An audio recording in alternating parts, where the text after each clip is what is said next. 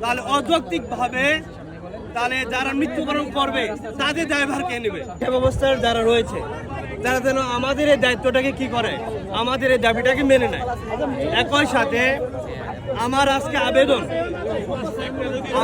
আবেদন অসংখ্য অ্যাম্বুলেন্স পিছনে আছে রোগী সহ, তো তাদের কথা চিন্তা করে কি করতে হবে, আজকের এই আন্দোলনটাকে যারা এখানে আজকে রয়েছে এই আন্দোলনের সাথে যারা সম্পৃক্ত তাদের কাছে আমার বিনীত আবেদন যে তাদের কথা চিন্তা করে আন্দোলনটাকে কিছু সময়ের জন্য হলে কি করা, স্থগিত রাখা।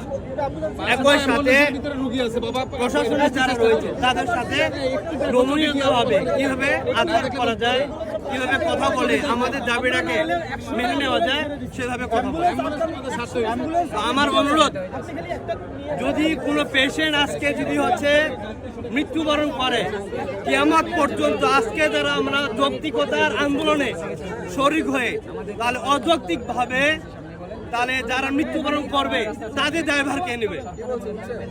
কথা কি বুঝতে পারছেন আমার?